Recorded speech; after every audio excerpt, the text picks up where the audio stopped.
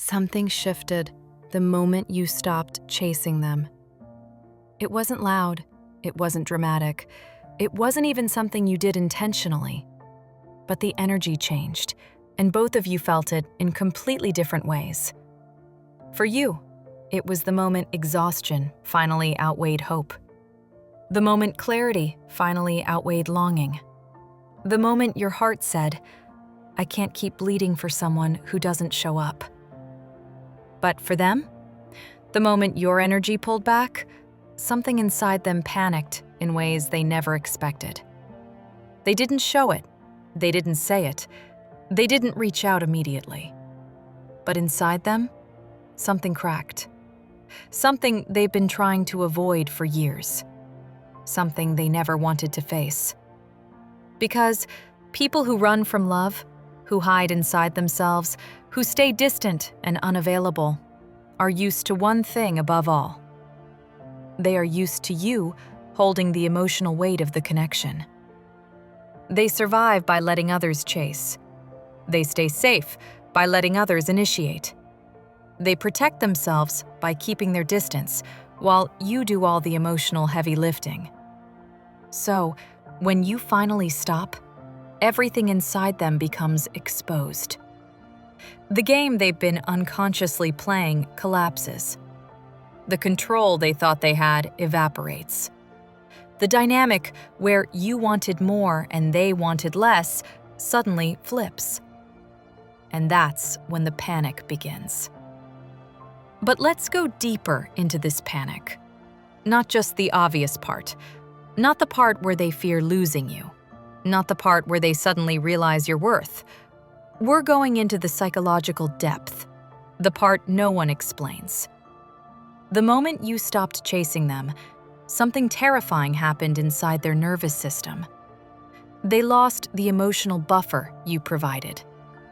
Your constant reaching out, checking in, initiating, reassuring, explaining, soothing, that was their shield. It protected them from ever having to face their own emotional responsibility. As long as you were chasing, they never had to choose.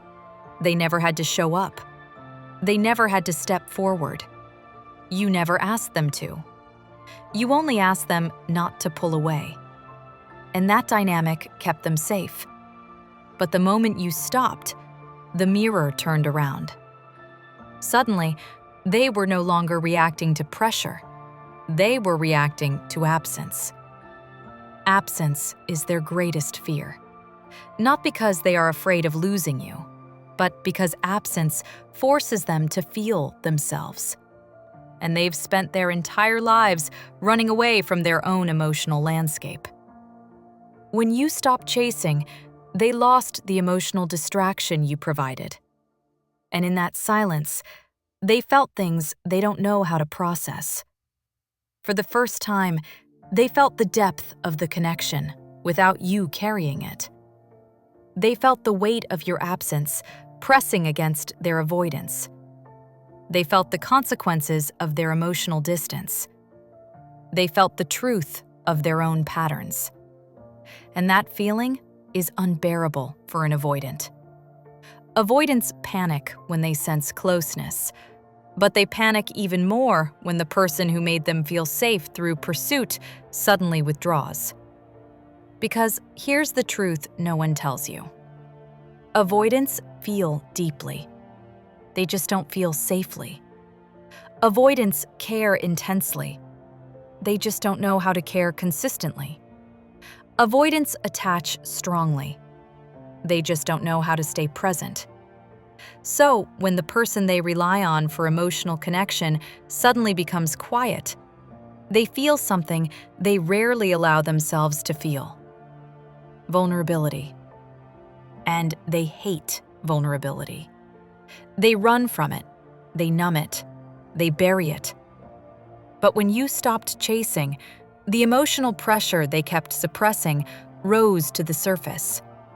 They began to panic internally because, for the first time, they realized you were no longer orbiting around them. You were no longer the stable source of emotional attention. You were no longer trying to fix things for them. You were no longer making yourself emotionally available at their convenience. And this loss of control triggered the deepest fear they have: the fear of abandonment. Yes, avoidants fear abandonment just as much as anxiously attached people do, but they cope with that fear by pretending they don't need anyone, by staying distant, by acting indifferent, by hiding their craving for closeness behind a wall of self-protection. But when you stopped chasing, that wall cracked, and the panic flooded in. They realized suddenly that you weren't waiting anymore. You weren't checking your phone. You weren't replaying conversations. You weren't trying to decode their silence. You weren't trying to earn their affection. And that terrified them, because for the first time, they had to consider a possibility they never allowed themselves to confront: that you might actually move on, that you might actually stop loving them, that you might actually choose someone who shows up, that you might finally see that the version of them you fell for was only a fraction of who they are. And that realization forces them to feel a truth they've spent their entire lives trying to avoid. They pushed away the one person who saw them, understood them, loved them, wanted them, not for their potential, not for their image, but for who they really were underneath the avoidance.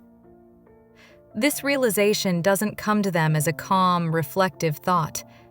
It hits them as panic, sudden, sharp, uneasy. It shows up as irritation, restlessness, anxiety, distraction, emotional discomfort. They feel something is wrong, but don't know how to say it. They feel pulled toward you, but don't understand why. They feel the urge to check your profile, your messages, your status, your absence. They start wondering what you are doing. They start imagining you talking to someone else. They start feeling threatened by the possibility of losing the attention they took for granted. And here's the part most people never understand. Avoidants don't panic because they lost love. They panic because they lost safety disguised as distance.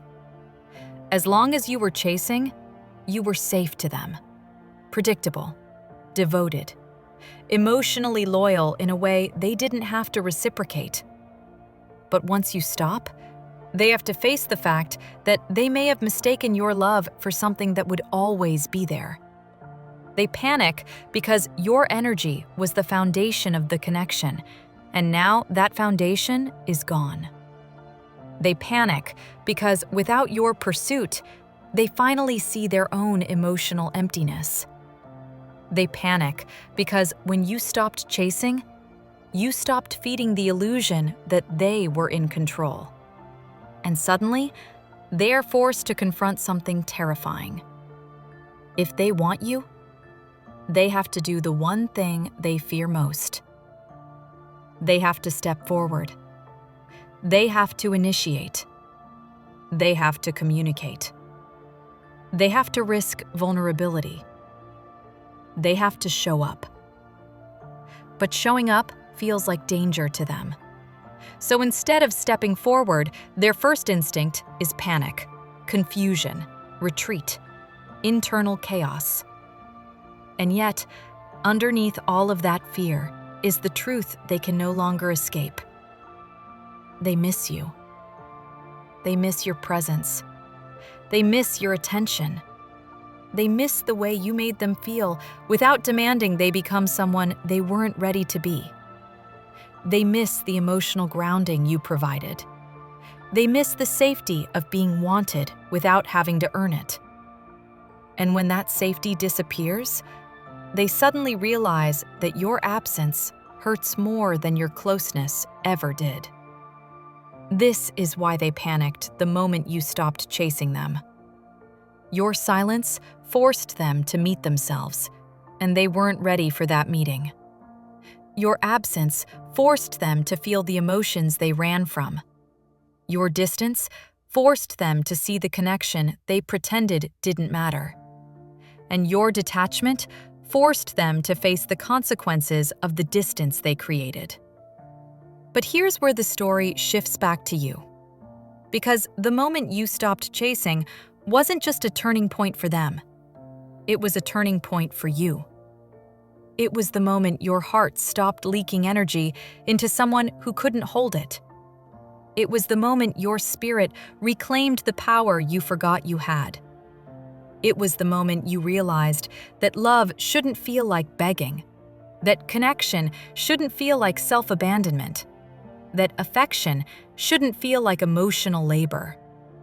And as much as they panicked, something inside you settled. You felt a peace you haven't felt in a long time, a steadiness, a quiet strength. And maybe that scared you too, but in a different way. Because healing feels like losing something at first. But what you're actually losing is the version of you who kept chasing people who hid from themselves. And that is a loss worth grieving and celebrating at the same time. Their panic is not your responsibility. Their realization is not your burden. Their emotional avoidance is not your job to fix. When you stopped chasing, you didn't just disrupt their attachment system, you freed your own. And as they sit in the discomfort of realizing what your absence really means, you are stepping into a new chapter of your emotional life. One where you don't chase. One where you don't bleed. One where you don't shrink yourself to feel chosen. One where you don't wait for someone to become ready. One where you choose yourself first.